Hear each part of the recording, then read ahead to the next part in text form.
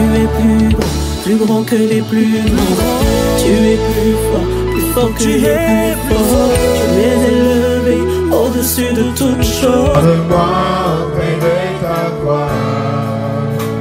Je voudrais habiter chez toi tous mes jours ici-bas. Oh, que ma vie soit une fleur, un parfum pour toi, Seigneur. Oh, que ma vie soit une fleur, un parfum des bonnes odeurs. Oh oui, devant toi je me répands. Fais-le-moi si tu voudras. Amen, amen. Gloire à Dieu, gloire à Dieu. Nous sommes là encore, merci l'équipe de louanges. Nous sommes encore là ce matin par la grâce de Dieu. Nous sommes là ce matin parce que l'Éternel a permis que toi et moi puissions être présents dans sa maison. Nous sommes là à cause des bontés de l'Éternel sur nous et à cause de son amour. Est-ce que nous pouvons une fois de plus acclamer l'Éternel notre Dieu? Nous avions célébré la Pâque il y a de cela plusieurs mois, donc au mois d'avril, nous avons célébré la Pâque, était la résurrection de Jésus-Christ. Nous avons passé pendant la période des apparitions et nous avons célébré au 40e jour l'ascension de Christ. Les 10 jours après son ascension, donc nous sommes au 50e jour, nous avons aussi célébré la Pentecôte. Et au même moment, nous avons fêté notre 6e anniversaire en tant qu'Église. Après cela, le Seigneur nous a parlé encore au travers de son serviteur, l'ancien Justin, qui nous a rappelé que Dieu parle et dont nous devons être attentifs. Nous devons écouter Dieu. La Bible nous dit que le peuple qui marche sans révélation est un peuple qui marche sans frein. Quand il n'y a pas de révélation, le peuple marche vaille que vaille. Quand il n'y a pas de révélation, des fois on tombe dans la distraction. Donc nous devons écouter Dieu parce que Dieu parle. J'avais prié pour demander. Je pensais que le Seigneur allait me conduire sur un thème précis, sur le témoignage. Parce qu'après la Pentecôte, le Saint-Esprit a fait de telle sorte que les disciples sont allés témoigner l'évangile de Christ. Ils sont allés évangéliser. Dans mon esprit, j'ai pensé cela. Mais le Saint-Esprit m'a donné un autre thème. Le Seigneur m'a parlé de la sérénité. La sérénité. Pourquoi ce thème? J'ai compris que malgré notre attachement à Dieu, malgré notre communion avec le Seigneur, ces sentiments-là de sérénité, beaucoup n'ont pas cela. Les gens tremblent devant des problèmes qu'ils devaient eux-mêmes trouver des solutions. Les gens s'agitent devant des petits problèmes. On ne reste pas serein. J'ai cherché dans le dictionnaire français.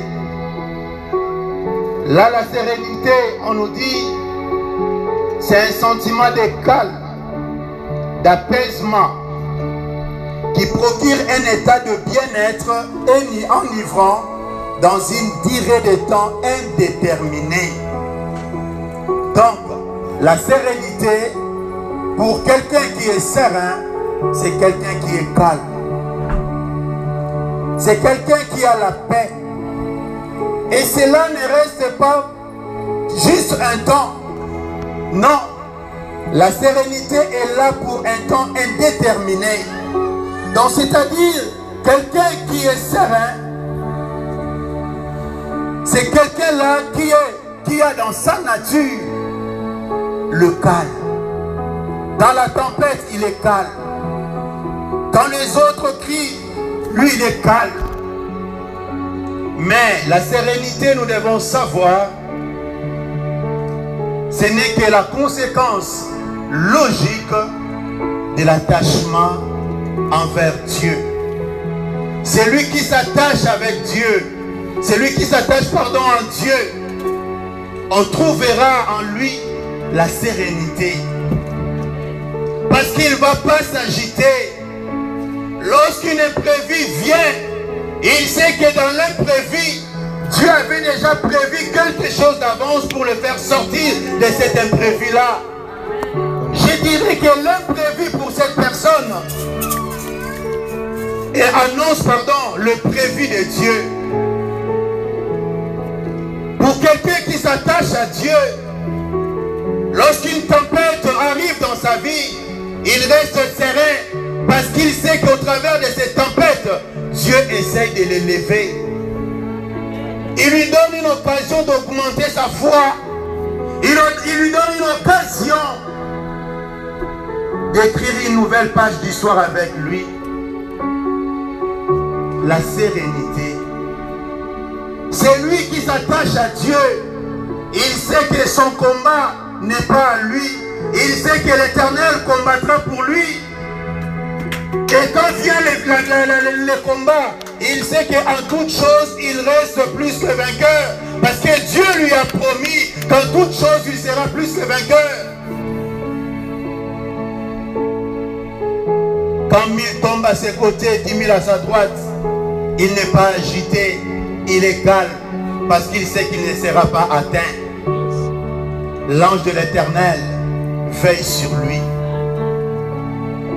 Quand vient la pandémie, il ne s'agite pas. Dois-je prendre ou ne pas prendre? Que faire? Il sait au moment opportun la bonne décision qu'il va poser, qu'il va prendre. Parce que le Seigneur est avec lui. La sérénité, bien-aimé. Nous devons prier. Je dis toujours, il y a un musicien qui a chanté. Il n'a jamais vu quelqu'un passer près de la croix et rester le même. Quelque chose doit se passer dans sa vie. Quelqu'un qui s'attache à Dieu, qui est tout le temps dans la présence de Dieu, quelque chose doit changer dans sa vie. L'Éternel lui donne sa nature. Il a la nature de Dieu en lui. Voilà pourquoi, quand une situation arrive, il est calme. Il est calme. Il est calme. Parce que la solution est là. Quand une situation arrive, il ne tourne pas les regards inquiets. Quand une porte se ferme, il sait que cela veut dire tout simplement que ce n'était pas la volonté de Dieu. Il va se tourner vers une autre porte. Et si cette porte se ferme, il va tourner vers une autre porte. Et si cette porte se ferme encore de nouveau, il va se tourner vers une autre porte jusqu'à ce que l'Éternel ouvrira une porte pour lui. Il ne s'agite pas. Il est calme. Il ne regarde pas son âge. Ne se pose pas des questions. Quand est-ce que je vais me marier? Quand est-ce que cet homme va venir? Parce qu'il sait que son mari est quelque part. Il va attendre seulement le bon moment.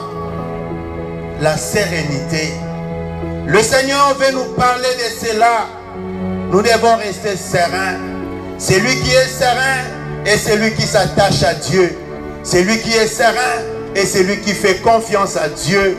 C'est lui qui est serein. Il sait qu'il n'est pas seul, mais il est avec Dieu. C'est lui qui est serein. Il sait que dans chaque combat, même quand l'ennemi vient envahir le territoire, le domaine où il habite, il sait que ceux qui sont avec lui sont en plus grand nombre. Amen, amen. La sérénité. Lisons cela, illustrons cela dans le livre de 2 Rois, au chapitre 6. Le verset 8 à 18. Je lis selon la version Louis II. La Bible nous dit ceci, 2 Rois chapitre 6, le verset 8 à 18. Le roi de Syrie était en guerre avec Israël. Et dans un conseil qu'il tint avec ses serviteurs, il dit, mon camp sera dans un tel lieu. Mais l'homme de Dieu fit dire au roi d'Israël, garde-toi de passer dans ces lieux, car le Syrien y descend. Et le roi d'Israël envoya des gens pour s'y tenir en observation vers le lieu que lui avait mentionné et signalé l'homme de Dieu. Cela arriva non pas une fois ni 2 fois. Le roi de Syrie en eut le cœur agité. Il appela ses serviteurs et leur dit, ne voulez-vous pas me déclarer lequel de nous est pour le roi d'Israël? L'un de ses serviteurs répondit, personne, ô roi mon Seigneur. Mais Élisée le prophète, qui est en Israël, rapporte au roi d'Israël les paroles que tu prononces dans ta chambre à coucher. Et le roi dit, allez et voyez où il est, et je le ferai pendre. On vint lui dire, voici il est à Dothan. Il y envoya des chevaux, des chars et une forte troupe qui arrivèrent de nuit et qui enveloppèrent la ville. Le serviteur de l'homme de Dieu s'éleva de bon matin et sortit, et voici une troupe entourait la ville avec des chevaux et des chars. Et le serviteur dit à l'homme de Dieu, ah mon Seigneur,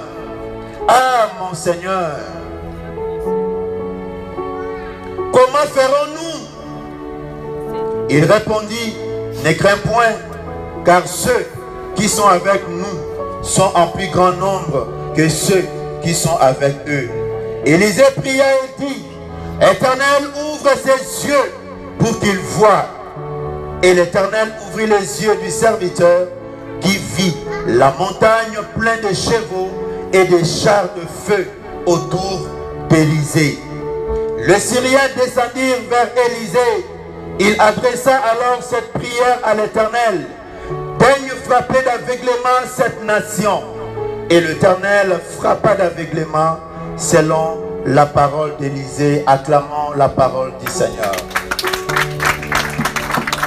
Bien-aimés, acclamons avec conviction la parole du Seigneur. C'est une belle histoire, bien-aimés. Cela illustre ce que j'ai dit à l'introduction, la sérénité. Pendant que son serviteur Géasi était agité devant cet imprévu, Élisée, lui, il était calme. Élisée s'attachait à Dieu. Le serviteur était serviteur d'Élisée et serviteur de l'Éternel. Il était attaché à Élisée, mais aussi il était attaché à Dieu. La notion des disciples là, c'est très important. Ici, nous voyons 2 hommes avec 2 attitudes différentes devant l'épreuve. Pose un peu la question à ton voisin. Quand l'imprévu survient dans ta vie, quelle est ton attitude face à cet imprévu-là? Il y en a d'autres qui mettent la main sur leur tête et crient « Maman Nangaye », ils ne savent pas quoi faire. Quelle est ton attitude? Dieu est merveilleux. Le thème, je l'ai dit tantôt, c'est l'attachement à Dieu nous rend sereins. L'attachement à Dieu doit nous rendre sereins. Le pourquoi, je l'ai déjà dit. Cette histoire, dans cette histoire, on nous parle d'Israël, bien sûr, et de son prophète Élisée. Élisée est celui qui fut le remplaçant du prophète Élie. il a reçu le manteau d'Élie et donc le double de l'onction que Élie avait. Élisée veut dire tout simplement Dieu est salut. Élisée veut dire Dieu est salut. Élisée était la préfiguration de Christ, parce que Christ est celui que Dieu a destiné pour apporter le salut à l'humanité. Et donc, le nom d'Élisée décrivait déjà à l'avance la mission qu'il devait opérer, qu'il devait accomplir en Israël. Parce que généralement, quand vous lisez l'Ancien Testament, vous voyez, quand vous voyez le nom d'un prophète, et le nom du prophète décrivait déjà quelle serait sa mission. Élisée, Dieu lui a prédestiné, Dieu lui a destiné, à sauver, à apporter le salut, ou donc la délivrance des enfants d'Israël pendant le temps de son ministère. Nous voyons quelques exemples dans la Bible. Dans 2 Rois chapitre 3, le verset 13 à 19, le prophète Élisée a déjà annoncé, apporté le salut pour Israël. Donc, il a déjà prédit la destruction des Moabites. Parce que les Moabites étaient un peuple qui combattait Israël. Et donc, dans 2 Rois chapitre 3, Élisée a prédit la destruction de ces peuples-là. Ensuite, il a opéré plusieurs miracles. Vous le verrez dans 2 Rois chapitre 2, le verset 14, le verset 19 à 22, le chapitre 4, le verset 1 à 7. Tout cela, bien-aimés, était bien sûr dans ses tâches. Il devait sauver le peuple. Élisée ne s'est pas arrêté là. Il a même ressuscité le fils de la Sunamite. Cette femme qui ne mettait pas au monde. Et quand elle a mis au monde, l'enfant est tombé malade. C'est Élisée qui est allé donner vie à l'enfant. C'est dans 2 Rois chapitre 4, le verset 34 à 36. Donc vous voyez que son nom disait clairement ce qu'il devait faire. Dieu est salut. Durant même sa maladie, pendant qu'il agonisait, il avait aussi prédit, annoncé la victoire sur les Syriens. Dans 2 Rois chapitre 13, le verset 14 à 19. Il ne s'est pas arrêté là. Même à sa mort, quand même la chair n'était plus, un mort est tombé près de ses os. Et cet homme a repris vie.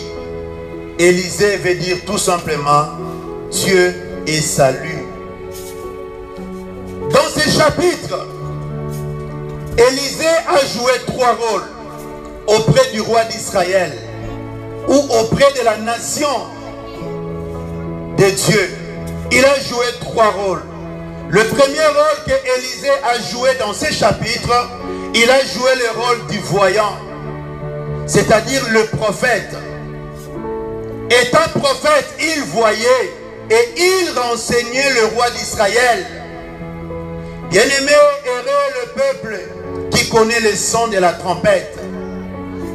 Élisée en son temps n'était pas ivoirien. Là, si la sœur Louise est là, il peut rire un peu. C'est-à-dire quelqu'un qui ne voit pas. Amen, amen. Il a joué le rôle du voyant. La Bible nous dit que si le roi de Syrie était en guerre contre le roi d'Israël, c'est-à-dire que Israël n'est pas allé provoquer la Syrie, mais c'est les Syriens qui ont provoqué, qui ont fait la guerre avec Israël. Mais qu'est-ce qui s'est passé?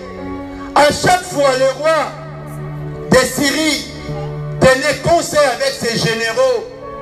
Et donc, dans ces conseils, ils avaient des décisions à prendre. Ils se disaient, on va camper dans tel coin et on va monter. On va faire une embuscade pour surprendre le roi d'Israël et son armée, à chaque fois qu'il prenait des décisions, Élisée qui était à Dothan voyait tout ce que le roi syrien faisait avec ses généraux. Et qu'est-ce qu'il faisait? Il allait informer le roi d'Israël.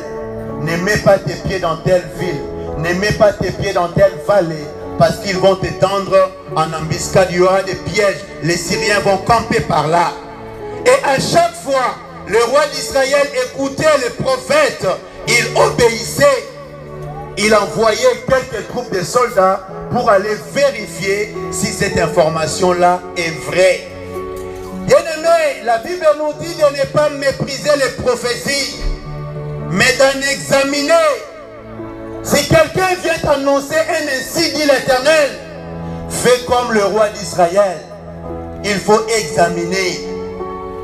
Il faut examiner. Est-ce que quelqu'un m'entend ce matin? Amen.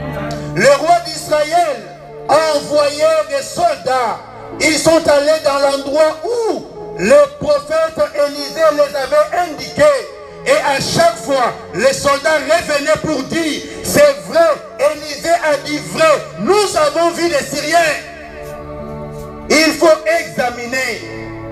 examiner toutes choses. Mais un prophète, c'est un sentinelle. C'est quelqu'un qui veille, qui ne dort pas, qui est à l'écoute du Seigneur. Quand tu le reçois, et ainsi dit l'Éternel, il ne le garde pas pour lui-même, parce qu'il sait qu'en donnant cette information, des vies seront sauvées. Amen. Des vies seront sauvées. Nous avons besoin des prophètes, mais nous avons aussi besoin d'examiner toute prophétie. Cela est écrit dans la parole de Dieu.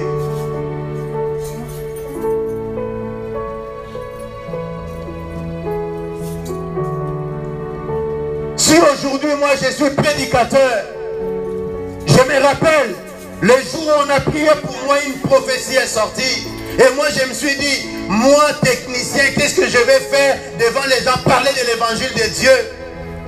Mais la prophétie s'est accomplie avec beaucoup de facilité. Partout où j'ai passé, on me donnait la responsabilité de cellules maison. On me disait, viens prêcher. J'ai dit, mais je ne sais même pas prêcher. Comment je vais faire? On ne m'a même pas formé. La prophétie s'est accomplie. Élisée a joué le rôle du prophète. Il a informé le roi de Syrie, le roi d'Israël. Et le roi d'Israël a pu sauver sa vie et la vie de son peuple. Parce qu'il y avait un prophète. Nous rendons grâce à Dieu quand il y a des prophètes. Quand Dieu donne ses dons à ses serviteurs et au milieu de nous, nous pourrons marcher, nous pourrons faire attention et nous ne pouvons pas tomber dans le piège de l'ennemi. Parce qu'il y a un ainsi dit l'Éternel. Le deuxième rôle dans ce chapitre qu'Élisée a joué, Élisée a joué le rôle du stratège, de quelqu'un qui informe, mais qui ne s'arrête pas seulement à donner l'information, mais qui donne aussi des stratégies. Un bon prophète, et c'est lui quand tu le vois, il informe, mais il peut donner aussi des stratégies. Un stratège ne va pas dans cette direction-là. Si quelqu'un vient te dire, oui, tu es habité par tel esprit, et s'arrête là, il n'a pas fait totalement sa mission. Il faut lui dire, il faut dire, j'ai vu tel esprit en toi, et voici ce que Dieu a donné comme solution. Entre en prière, viens, on va prier, et le Seigneur va agir dans ta vie. Lorsque Joseph, Pharaon a eu un rêve, il a donné l'interprétation, mais il a donné aussi la solution. Alléluia. Ça, c'est la sagesse de Dieu. Nous devons prier afin que nous soyons des sources de bénédiction pour nos bien-aimés. Élisée a joué le rôle de stratège. Il a donné des stratégies. Et donc, le roi qui entend ces stratégies obéit et ainsi il a pu sauver sa vie face aux agressions syriennes. Mais le troisième rôle dans ce chapitre qu'Élisée a joué, il était un père pour le peuple. Ainsi, dans le verset 21 du chapitre 6 que nous avons lu, le roi l'appelait mon père. Est-ce que quelqu'un a un père spirituel en ces lieux? Vous n'avez pas de père ici? Notre pasteur est un père pour nous. Vous savez, j'ai dit à quelqu'un dans d'autres églises, quand on établit un homme pasteur, les gens font une fête. Ils font des fêtes. Pourquoi? C'est pas parce que cet homme est de notre ethnie, c'est pas parce que cet homme est ressortissant de tel pays. Non, parce qu'on vient de consacrer un sacrificateur, quelqu'un qui va prier pour eux. Amen, amen.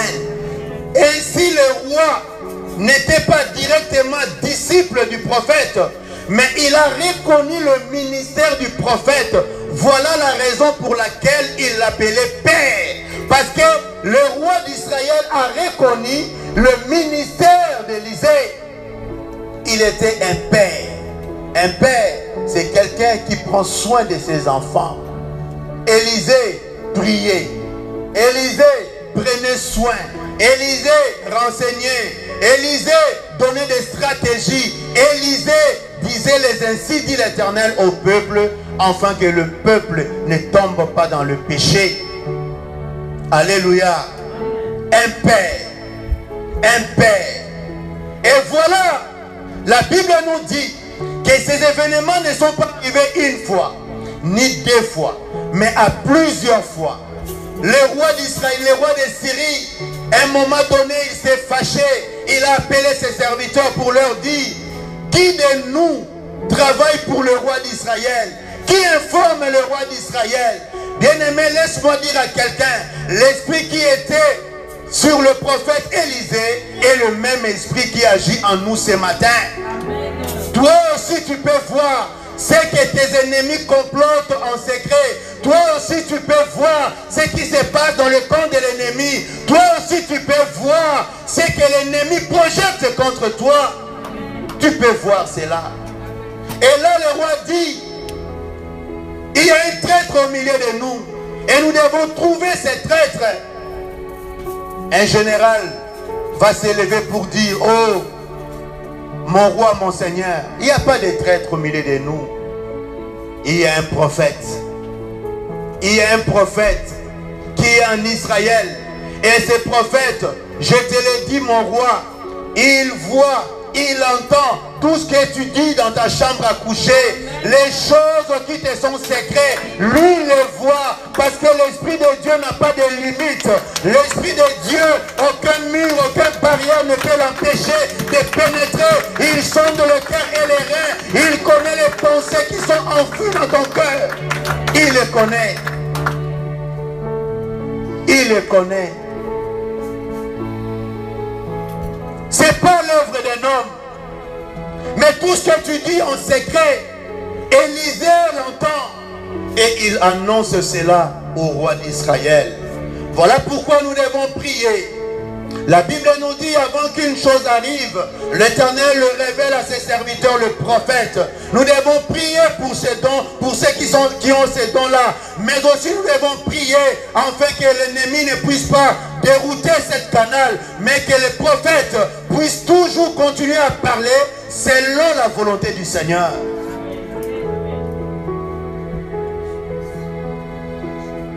L'attachement à Dieu. Et le roi syrien dit: allez chercher l'endroit où il se trouve, et moi je vais lui ôter la vie, la mort.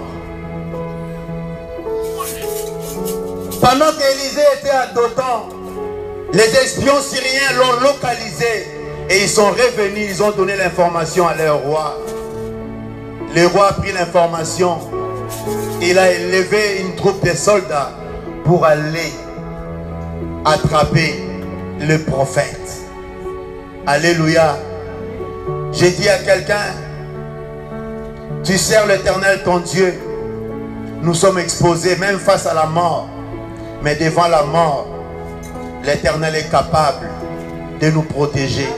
David disait, l'Éternel est mon berger, je ne manquerai de rien. Quand je traverse la vallée de l'ombre et de la mort, tu es avec moi. Ton bâton et ta houlette me rassurent. Ton bâton et ta houlette me rassurent. Si un loup vient attaquer une proie, je sais que le berger a un bâton. Et avec ses bâtons, il va frapper ses loups. Quand un loup vient, quand un lion vient, quand une ours attrape le brebis, le berger a toujours son bâton pour protéger ses brebis. Nous sommes protégés. Voilà pourquoi, même devant la mort, nous devons rester sereins. Amen, amen. Acclamons le Seigneur notre Dieu. Vous devez savoir, bien-aimés, il y a quelque chose qui se passe sur le plan spirituel. La recherche des informations. L'ennemi cherche à récolter, à rassembler des informations sur toi. Parce que sans les informations, l'ennemi ne peut pas t'attaquer d'une manière efficace. Mais souvent nous-mêmes, nous parlons de nos choses à gauche, à droite. Et l'ennemi raconte, ok, on lui a promis bientôt, au mois de juin, on va lui donner une promotion au travail. L'ennemi a besoin de ces informations-là pour te déstabiliser. Dans le monde spirituel, les informations. Ne parle pas de tes informations à n'importe qui. Si tu parles à quelqu'un de tes choses privées, de tes choses qui te sont chères, sois-en sûr que c'est un enfant de Dieu. Il va prendre cela comme fardeau et va prier pour toi. Les informations. Nous aussi, enfants de Dieu, nous avons besoin des informations pour que notre prière soit efficace. Élisée, le même Élisée dans le chapitre 5, quand un des fils des prophètes a fait tomber sa hache, Élisée a posé la question, où est tombé ses fers? Où est tombée la hache? On lui a indiqué l'endroit où il était tombé. Il a pris un morceau de bois, il a mis dans l'eau et le bois, le bois a fait monter le fer. Pour dire tout simplement, nous avons besoin des informations. Si tu veux prier, même nous le voyons souvent dans des prières de délivrance, quelqu'un qui n'ouvre pas son cœur, c'est lui qui ne dit pas en vrai les choses qu'il a vécues dans sa vie. Sa délivrance ne pourra pas être efficace. Pour prier, nous avons besoin de savoir où tu es tombé. Montre-nous ces lieux-là. Et dans ces lieux-là, où l'ennemi pensait t'enterrer, nous on va te faire revivre par la grâce de Dieu. Amen, amen. Amen, amen. Les informations. Tu dois connaître les informations de votre famille. Tu dois connaître les informations de vos ancêtres. Tu dois savoir les informations concernant vos parents. Dans quelles circonstances tu es né. Tu dois avoir des informations. Car souvent, la plupart des problèmes qu'on a dans la vie ont pour origine, ont pour source nos origines. Je ne dis pas tous les problèmes, mais la plupart. Amen, amen. Est-ce que tu as des informations sur votre famille? Amen, amen. Dans toute mon adolescence, j'avais tout le temps des maux de tête qui ne finissaient pas. Même si je fais un effort de ne pas penser, je peux rester comme ça, sous un arbre. Je commence à penser, à réfléchir sur des choses de la vie. Je pense. Ça peut me prendre des heures et des heures, après j'ai des maux de tête. Quand j'ai suivi les enseignements, on nous a dit d'aller chercher les informations. Et moi je suis allé chez mes parents, j'ai dit, mon nom veut dire quoi? Luindula veut dire quoi? Et ma mère m'a dit, le nom de Luindula veut dire tout simplement Bokanisa, réfléchissez. J'ai dit, ah bon? C'est comme ça que je peux rester des heures et des heures à penser, à penser, à penser, à repenser. Et ça me donnait des maux de tête. Ces jours-là, j'ai fait mon auto-délivrance. J'ai dit, Seigneur, aide-moi à penser des choses qui concernent le royaume de Dieu et mon ministère.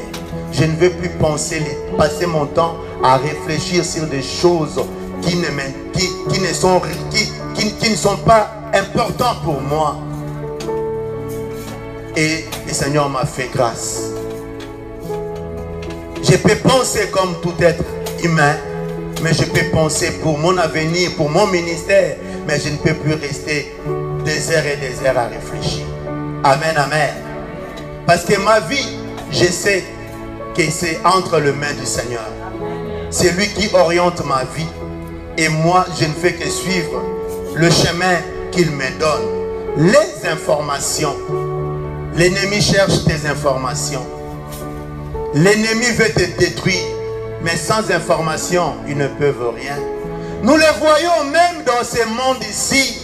Les grandes nations, ils ont des départements. Ils mettent de l'argent pour nous espionner, pour espionner les gens de notre pays. Parce que pour détruire ton ennemi, tu as besoin d'avoir ces informations. Les informations. Et donc là, on a ciblé, on a localisé l'endroit où Élisée était. Et les soldats sont venus. Quand le diable t'attaque, il vient siéger, il vient entourer, il vient fermer toutes les portes. Et là, la ville était assiégée. Toutes les portes d'entrée et de sortie étaient fermées. Élisée, le voyant, Élisée, les sentinelles, Élisée, les prophètes, c'est lui qui voit tout ce que le roi fait en secret. Mais pour cette fois-ci, il n'a pas pu voir l'attaque syrienne. Amen, amen. Est-ce que ça peut arriver? C'est lui qui voit, qui entend les choses que le roi syrien dit dans sa chambre. Mais les jours où il était attaqué, les jours où l'ennemi est venu l'assiéger, ces jours-là, il n'a pu rien voir. Il n'a pas vu venir l'attaque syrienne. Oui, j'ai dit à quelqu'un, ça peut arriver dans ta vie. Oui, tu as des révélations pour d'autres personnes. Mais pour les révélations concernant ta vie, tu ne l'as pas. Ne t'inquiète pas. Reste serein. L'Éternel est avec toi. Car le silence de Dieu ne dit pas ou ne démontre pas l'absence totale de Dieu dans ta vie. Élisée était resté serein. Mais tandis que son serviteur était agité, il était angoissé. Il était angoissé à cause d'un poignet de soldats. Pourquoi tu t'angoisses? Est-ce que ton problème est plus grand que ton Dieu? Pourquoi tu t'angoisses? Qui t'a dit que c'est le fin, que ce problème-là va t'amener jusqu'à la mort? Qui t'a dit cela?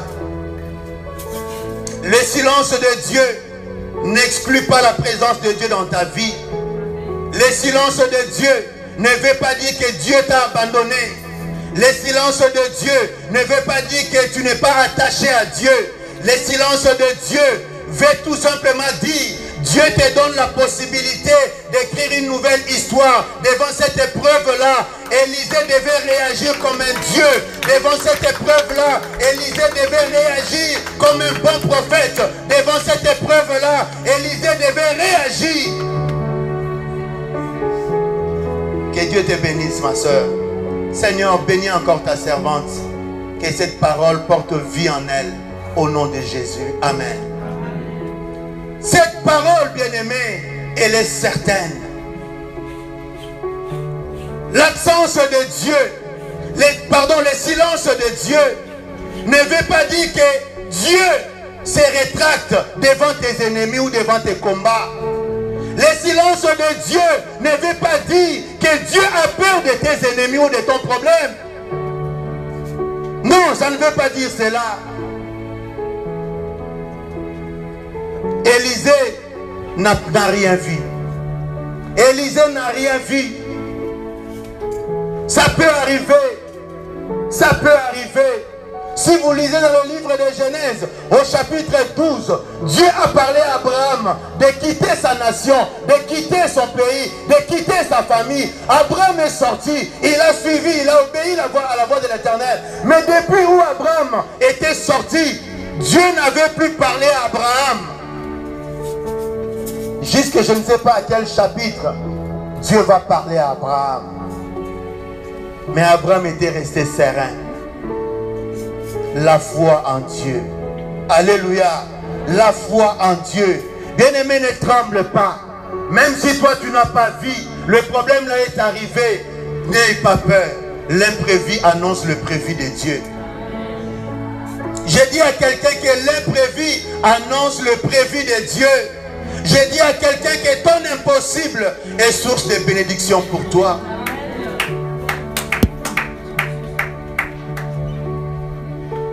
Tu n'as rien vu. Tu t'es réveillé un bon matin, tu es entouré de dettes. Les serviteurs s'est réveillé un bon matin, comme tous les autres matins. Il s'est réveillé entouré de soldats. Tu te poses la question, qu'est-ce que j'ai fait pour mériter cela? Qu'est-ce que j'ai fait? Tu t'es réveillé comme ça un jour, on te fout à la porte, tu as perdu ton emploi, le problème est là, ne t'agite pas, reste serein, Dieu est avec toi, Dieu a prévu quelque chose pour te faire sortir de cette situation-là. Tu dors comme ça, tu te réveilles un matin, ta carte de crédit est au maximum, la banque t'appelle, tu commences à payer des taux d'intérêt qui sont faramineuses et tu te poses la question, comment je vais rembourser cet argent-là? Reste serein. Reste serein. Tu te réveilles du jour au lendemain. La personne décide de fermer la porte, de claquer la porte. Il décide de t'abandonner. Tu te réveilles du bon matin comme ça. Les amis commencent à te fuir. Ils commencent à te repousser.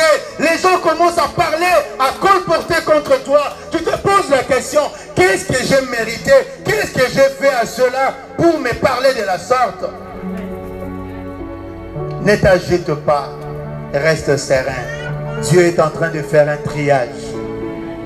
Il est en train, vous savez, l'or. Quand on ramasse l'or, il y a, la Bible appelle ça des scories, des saletés.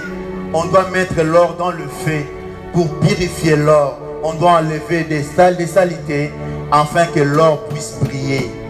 Dans ta vie, j'ai dit, Dieu est en train de mettre de l'ordre. Ne t'inquiète pas. Dieu est avec toi. Élisée est resté serein. Le prophète, le serviteur était agité. Il était agité. Mais pourquoi Élisée est resté serein? Voici 4 vérités. Pour un enfant de Dieu, pour un serviteur qui s'attache à Dieu. La première vérité, bien-aimé, selon ce contexte, tu dois savoir que dans chaque épreuve, dans chaque imprévu, dans chaque attaque de l'ennemi, tu dois savoir que le Seigneur agit en ta faveur et ses anges sont prêts à te défendre. Quand tu traverses des moments difficiles, quand un imprévu arrive dans ta vie, toi qui t'attaches à Dieu, reste serein. Pourquoi tu dois rester serein? Parce que tu sais que l'Éternel agit toujours en ta faveur et ses anges travaillent, ses anges sont prêts à te défendre. Voilà pourquoi Élisée a dit au verset 17, il a fait cette prière, que l'Éternel puisse ouvrir les yeux de son serviteur pour qu'il puisse voir ceux qui sont avec eux. Alléluia. J'ai prié ce matin que l'Éternel t'ouvre les yeux pour que tu voies ceux qui sont avec toi. Lorsque le serviteur d'Élisée, ses yeux furent ouverts, il a pu voir. Mais qu'est-ce qu'il a vu? Il a vu des chars et des cavaliers, des chars de feu qui entouraient toute la montagne, mais aussi qui entouraient les serviteurs de Dieu. Moi, je me suis posé la question. La Bible ne précise pas que les anges aussi entouraient les serviteurs. La Bible dit qu'ils étaient sur la montagne et tout autour d'Élisée. C'est alors que j'ai compris, les doutes n'est qu'un obstacle dans ta vie. l'anxiété, l'angoisse n'est qu'un obstacle dans ta vie. La Bible nous dit ceux qui s'approchent de Dieu doivent croire que Dieu existe et il est. Tu dois croire. Il te sera fait selon ta foi. Si tu ne crois pas, il ne te sera fait rien du tout. Tu dois croire. Tu dois croire que Dieu est là. Élisée savait qu'il n'était pas seul. Mais les serviteurs voyaient qu'ils étaient seuls. Alors face à cette troupe de Syriens, ils se disaient, que ferons-nous? Mais Élisée était tranquille. Il était serein. Parce qu'il savait que les anges étaient là. C'est la même attitude. Voilà pourquoi je disais que Élisée est la préfiguration de Christ. Le jour où on est venu arrêter Christ, qu'est-ce qui s'est passé? Pierre a sorti son épée et a coupé l'oreille de Marquis, a coupé l'oreille du soldat. Jésus a dit à Pierre, remets ton épée, car celui qui tue par l'épée périt par l'épée. Il a remis l'oreille et il a dit, ne croyez-vous pas que je suis capable, moi, votre maître, d'invoquer Dieu pour qu'il m'envoie des légions des anges pour me défendre? Alléluia. Ne le croyez-vous pas? C'est-à-dire quoi? Le Seigneur était conscient qu'il n'était pas seul. Mais il a laissé faire ce qui devait être fait. Amen, amen. Je sais que Dieu va agir. Ça devient comme un slogan. Non. Il y a d'autres situations dans ta vie, tu dois dire non. Lorsque Goliath s'est levé contre les enfants d'Israël, il insultait les enfants d'Israël. Il insultait leur Dieu, notre Dieu. Il insultait leur Père, qui est notre Père. Il insultait le roi Saoul. Et les gens trouvaient ça normal. Il a fallu qu'un David puisse venir pour dire, quel est cet incirconcis qui maudit le roi, mon Seigneur? Tu n'as pas le droit d'insulter mon Dieu. Tu n'as pas le droit de rabaisser le peuple que Dieu a délivré en Égypte. Aujourd'hui, je vais couper ta tête. Je vais mettre ça sur un poteau et tu sauras que l'Éternel est Dieu en ces lieux. Amen, amen. L'attitude de quelqu'un qui peut voir les réalités spirituelles. J'ai dit à quelqu'un, à partir d'aujourd'hui, ne permets plus à quelqu'un de te maudire. Ne permets plus à quelqu'un de prononcer une parole qui te rabaisse. Ne permets plus à quelqu'un de te dire tu vaux rien. Ne permets plus à quelqu'un de te dire t'es moche. Parce qu'à cause de cela, elle doutait même de sa beauté. Je dis, oh arrête. Nous avons prié, mais ne permets plus. Si quelqu'un t'annonce une parole de malédiction, change cela en bénédiction. Les gens du monde disent, c'est lui qui dit rien consent. Quand quelqu'un te dit t'es laide, t'es moche, tu dis rien, c'est-à-dire que tu acceptes cela. Non, refuse cela. Ne permets plus à quelqu'un de déclarer des paroles négatives sur ton enfant.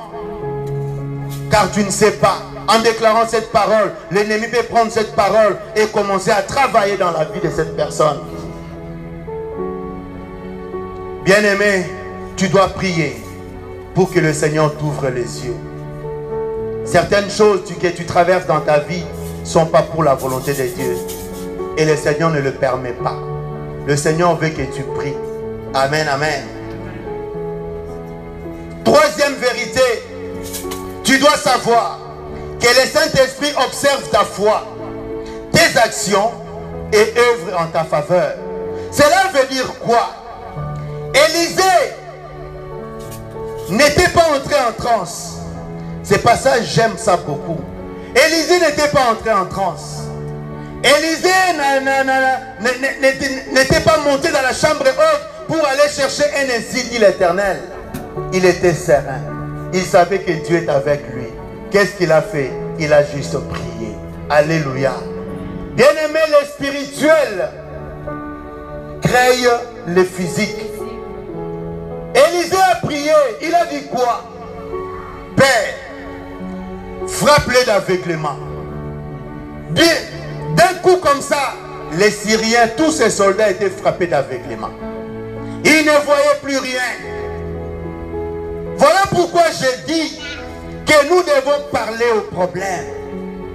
Vous savez, dans Marc chapitre 11, le verset 23, la Bible dit, si vous avez de la foi, vous direz à cette montagne, ôte-toi de là et jette-toi à la mer. Et si vous ne doutez de rien, ça se fera ainsi. Cela veut dire quoi? Cela veut dire, le Saint-Esprit est avec nous. Il attend que tu donnes des ordres. Il attend que tu parles. Mais souvent, nous les hommes, nous ne parlons pas devant les problèmes. Élisée a parlé. Et il a demandé que Dieu puisse frapper ses ennemis. Est-ce que toi tu parles devant tes problèmes?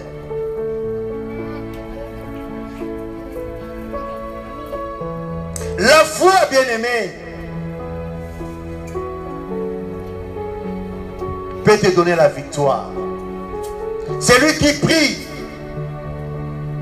par la foi ouvre des portes. Celui qui prie par la foi amène à l'existence de choses qui n'existent pas. La foi. Le Seigneur observe ta foi, tes actions. Qu'est-ce que tu poses comme action devant ces problèmes? Quelle action tu poses? Les anges, des fois, ils sont là en train de chômer. Là, tu es là devant tes problèmes. Les anges te disent vraiment, ils te soufflent. Dis seulement quelque chose et nous allons entrer en action. Vous savez que la Bible dit que les anges sont nos serviteurs. Est-ce que tu le sais? Pose la question à ton serviteur, à ton voisin. Donc ils sont là. Ils veulent travailler avec nous. Mais des fois, nous ne leur donnons pas de travail. Parle seulement. Et toi, tu verras. Amen, amen. Quatrième vérité. Donc troisième, j'insiste. Le Saint-Esprit observe ta foi et tes actions. Tes actions, pardon, et œuvre en ta faveur. Chaque action que tu poses par la foi, le Saint-Esprit donne vie à cela. La Bible nous dit qu'au commencement, la terre était informe et vide. Il n'y avait rien. Mais l'Esprit de Dieu s'est mouvé au-dessus des eaux. Et donc, quand Dieu a dit que la lumière soit, le Saint-Esprit a obéi seulement. Il a créé ce qui était la volonté de Dieu. Tu dois parler. Psaume 82, le verset 6 nous dit ceci. J'avais dit, vous êtes de Dieu. Vous êtes des fils du Très-Haut. Le verset 7 dit, cependant vous mourrez comme des simples hommes. Quatrième vérité, tu dois parler au problème. Un Dieu, un enfant de Dieu. Bon, j'ai dit ce matin, si tu doutes que tu n'es pas un petit Dieu, mais crois au moins que tu es enfant de Dieu. Amen, amen. Donc être enfant de Dieu veut dire que tu ressembles à ton Père. Cela veut dire que tu es Dieu aussi. Amen, amen. Alors, que fait un Dieu devant des problèmes? Il parle. Il parle seulement. Jésus a parlé devant Bartimée. Il a parlé devant des problèmes. Toi aussi, tu dois parler. Voilà pourquoi, voilà ces 4 raisons qui ont fait que Élisée puisse rester serein. Il savait que ces anges, les anges de Dieu, travaillent en sa faveur. Il savait qu'il n'était pas seul. Dieu l'avait déjà délivré de l'aveuglement spirituel. Il pouvait voir les réalités spirituelles. Il savait que sa foi va l'aider devant les actions, devant les attaques de l'ennemi. Et il savait aussi que devant chaque problème, il doit parler. Et donc en disant, en parlant, les choses changent dans sa vie. Ce matin, bien-aimé, le Seigneur te dit, reste serein. Son absence, son silence, pardon, pas son absence, son silence ne veut pas dire qu'il est absent. Il est présent dans ta vie. Reste attaché à Dieu. Le Seigneur va te communiquer la sérénité. Tu vas avoir un paix. Tu vas avoir le calme. Le contraire, le synonyme de la sérénité, c'est le calme, la paix, la quiétude, la tranquillité. Le contraire, c'est l'inquiétude, l'angoisse, l'anxiété. Donc si tu n'es pas serein, alors tu es angoissé. Alors tu es anxieux. Que le Seigneur nous aide ce matin. Mettons notre foi en pratique devant chaque situation, sachant que Dieu est là. Parlons comme des dieux. Manifestons notre foi et le Seigneur nous donnera la victoire. Que le Seigneur nous bénisse ce matin. Voilà, nous invitons l'ancien Justin pour nous conduire à un court moment de prière.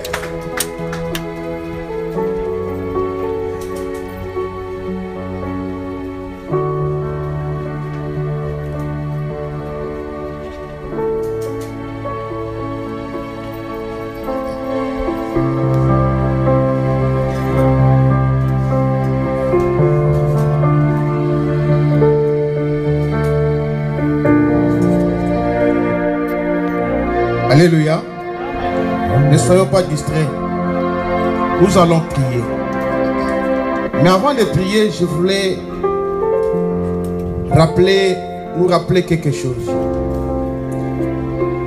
Quand la modératrice, vers la fin de l'adoration, il a dit quelque chose, demandait à Rouilly, dis ces choses-là, pas de musique. Parlez. Amen. Hein? Et il a même dit, est-ce que tu es dans l'angoisse ce matin? Quel est ce problème qui t'enlève la paix ce matin? C'est pourquoi il a demandé à Rouilly de chanter. Et le prédicateur revient. Je ne sais pas si les prédicateurs avaient monté, se sont entendus. Je ne sais pas. Mais ce n'est pas dans les habitudes. Amen. Ce n'est pas les habitudes dans cette église. J'attire l'attention pour savoir que, pour que nous puissions comprendre que Dieu est là et Dieu veut faire quelque chose. La parole de Dieu ne sort jamais et rentrer auprès de Dieu sans faire l'objectif ou le but pour lequel elle était sortie. Nous allons nous élever pour prier. Et quand le prédicateur parlait, en moi est venu ce passage de 1 Samuel chapitre 16. 1 Samuel chapitre 16. Le verset 22. 1 Samuel 16, 22. Excusez-moi. Et Samuel envoya vers Isaïe, disant que David. Et Saoul envoya vers Isaïe, disant que David, je te prie, se tient devant moi, car il a trouvé grâce à mes yeux. Et le verset 23, et il arrivait que quand l'esprit envoyé de Dieu était sur Saoul, David prenait la harpe et en jouait de sa main. Et Saoul était soulagé et se trouvait bien. Et le mauvais esprit se retirait au-dessus de lui. C'est-à-dire, Saoul était si agité, il n'était pas serein.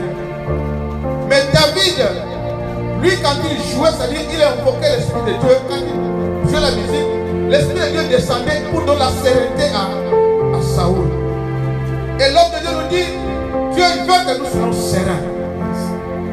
La sérénité ne peut venir que de l'esprit de Dieu. Avec l'esprit humain, nous ne serons jamais sereins. C'est pourquoi nous allons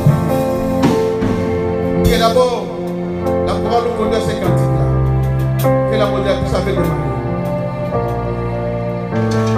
Excusez-moi, nous allons prendre quelques minutes.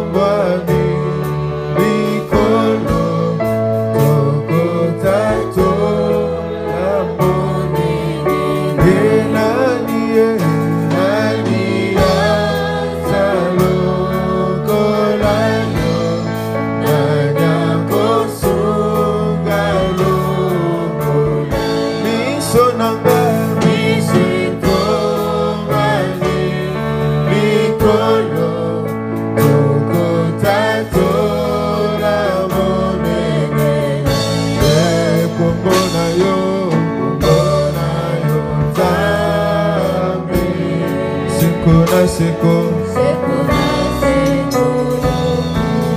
À qui vas-tu tourner les yeux ce matin face à ces problèmes? Non, non, non, le bol à yo. Mi se tombe, mi, et pas il yo. Tourne maintenant les yeux vers l'éternel. C'est lui qui nous a parlé ce matin. Commence à tourner les yeux vers l'éternel et demande maintenant l'Esprit de Dieu. L'Esprit qui a donné calme à Saoul quand on était agité. L'Esprit de Dieu descendait par les cantiques de David. Commence maintenant à demander l'Esprit Saint. Tourne les yeux, demande l'Esprit Saint. Prie à nom de Jésus-Christ. Alléluia. Lève la voix maintenant. Ne t'inquiète pas. Lève la voix. Lève la voix. Prie à Dieu. Mon esprit est agité. Il y a quelque chose d'esprit dans les cœurs.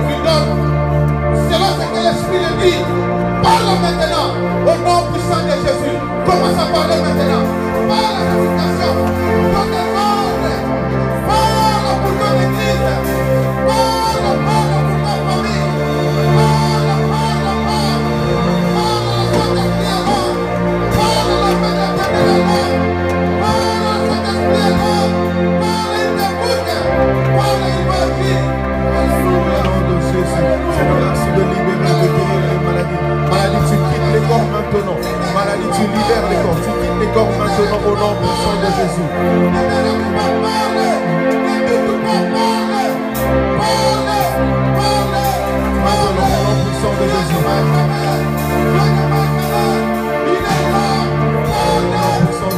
Maintenant, maladie, tu quittes le corps. Maintenant, au nom puissant de Jésus. Toi, grippe, quitte maintenant. Le puissant désordre, tu quittes maintenant au nom puissant de Jésus.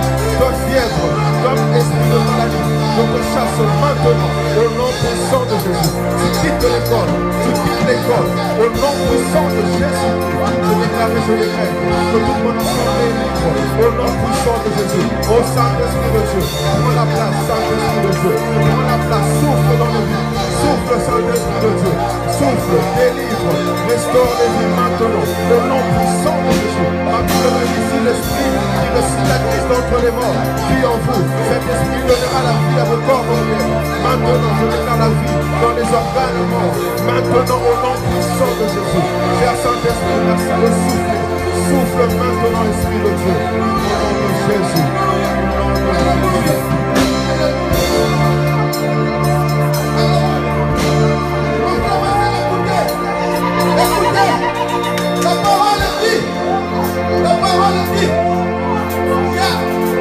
Il y a un temps pour chaque chose. Et elle dit encore, les ténèbres ne régneront pas pour toujours. Maintenant, dans les autres, que les portes s'ouvrent. Tout ce qui a été fermé s'ouvre. Pour ta famille, s'ouvre. Au nom de Jésus. Au nom de Jésus. Maintenant, primo frère, dans les autres, Sang de Jésus. Les ténèbres se taisent maintenant. Au nom de Jésus. Au nom de Jésus, maintenant. Au nom puissant de Jésus. Au nom puissant de Jésus. Au nom puissant de Jésus. Alléluia. Papa. Papa ya bani pele. Yosali. Pole namba. Yahweh, Yahweh, Yahweh, Yosani, Bolinama.